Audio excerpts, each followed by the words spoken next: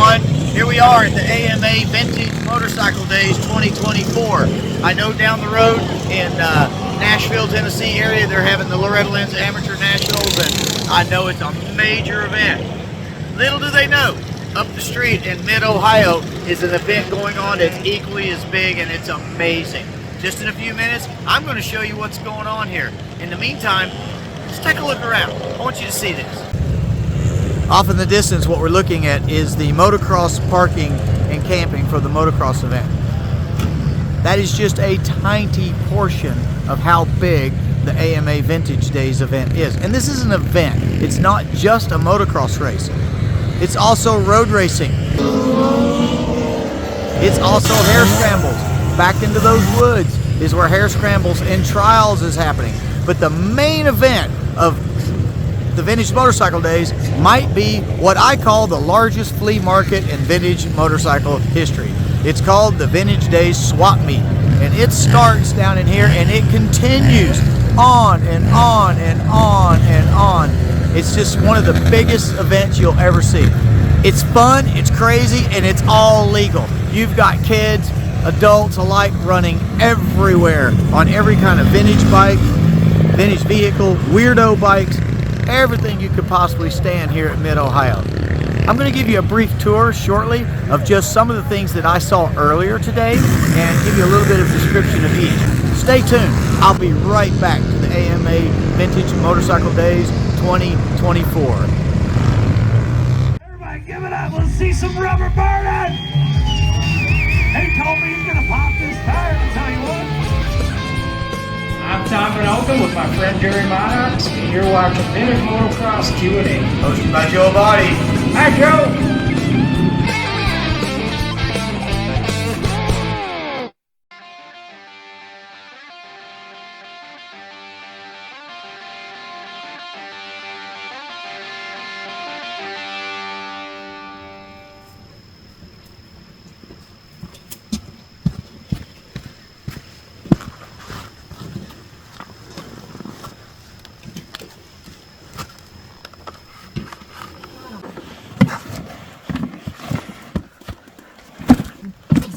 Crap.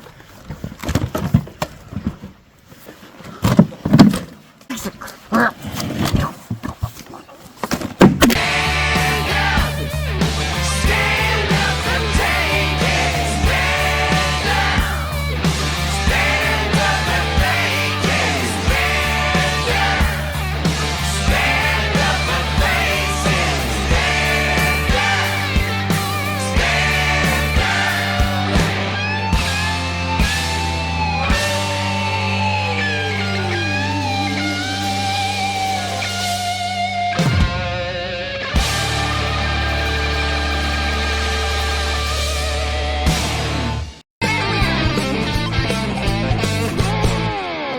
Welcome back. I know we're all motocrossers, but you really should take in some vintage road racing sometime. It's unreal how fast they are. The riding the bikes and the big barrel thingy, I had seen that at the circus a lot. But the national pit bike racing was off the charts too. You know, as a woods guy, I can't help but appreciate just how fast these guys ride these vintage bikes in the woods. It was amazing. I meandered around the swap meet looking for killer deals on great bikes. I'll be honest with you, I didn't find any good deals. It seems like that the AMA Vintage Days has become a flea market with Macy's pricing. This particular Gorilla was $6,900. I did find one deal though. It was a great Honda lawnmower for $50. How cool is that? On my way to the main stage, where factory Yamaha superstar and the Grand Marshal of Vintage Motocross Days, Broc Glover, was preparing to do a question and answer session. Meanwhile, I stopped by the tent where Yamaha was celebrating their 50th anniversary of the Motocross YZ lineup. It was amazing to see those 1974 YZs and just how beautiful they really were. Ladies and gentlemen, welcome once again to... As Broc took the stage, I was simply blown away by the fact that he recognized me and introduced me as the current AMA national champion. I have no words for that. Just simply amazed that he would recognize a mortal like me. National champion vintage. What's the actual title? There he is. National champion. There you go. There we go. We were talking about the fact that if you're not signed by factory Yamaha by 8 years old, you're probably not going to make it. Hearing your story, and like others that are our age, you know, we would have been considered very late starters in the game by today's standard. Can you see the evolution of your to my era versus what's going on in today's AMA motocross and AMA supercross? And is that testimonial to the fact that it's these kids are starting at 4 years old and have factory contracts by the time they're that? I just like your take. That's not a trick question as to who's better, the 80s or 2024. We know who's better. You, okay? But I'm just... I mean, there's no question that the skill level and the professionalism of the sport right now is at an all-time high. I mean, these kids, as you said, they start at such a young age. They can ride motorcycles better, easier and more smoothly than they can walk. So there's a point where I just feel like the skill level is at it's at a level that you can't imagine. These guys are all doing things on motorcycles that are phenomenal. Do I think that every rider has to start at age 3 or in the womb, and move away and be living full time and being quote unquote homeschooled? No, I don't. So Broc answered all our questions in depth, much more than what you just saw on the film, and maybe that'll be a new piece someday. But in the meantime, why did we really come to vintage motorcycle days? Motocross. In particular, AMA National Championship Motocross. So the day before, we were testing and tuning, and my mechanic and I, Butch Sondergraf, got to spend some wonderful quality alone time with Broc Glover, looking at his, what we called a Works CR125. It reminded me of the days back in the 80s in my early pro days, where I was just a lonely privateer dreaming of having a Works bike.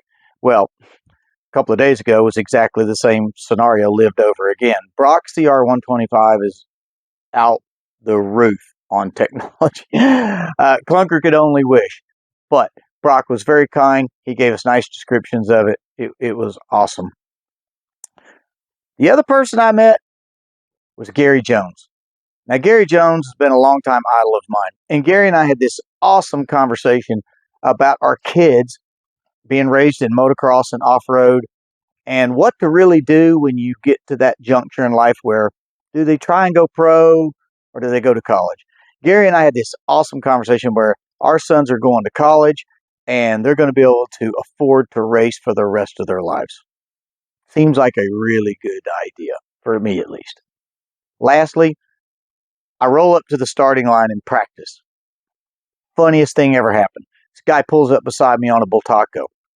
It's got Tom Benokin name on the graphics. And I look over at the guy thinking, this is just some guy that bought one of Tommy's old motorcycles, right?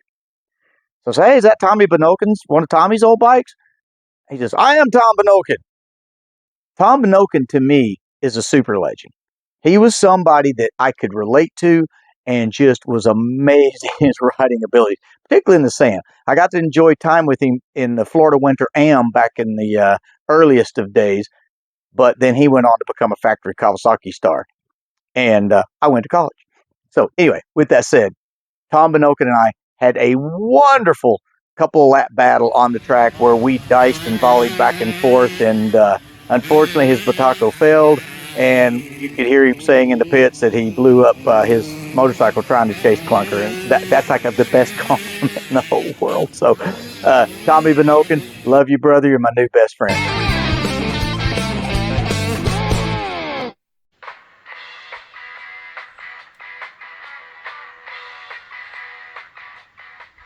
Hey Dad, whose bike you working on?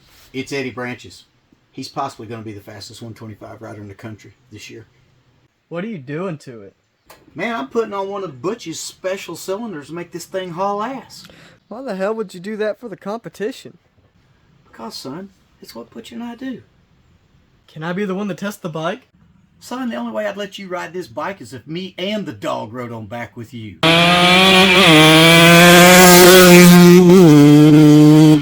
your motor running. Head out on the highway. Okay, without further ado, let's take a look at these two bikes in action.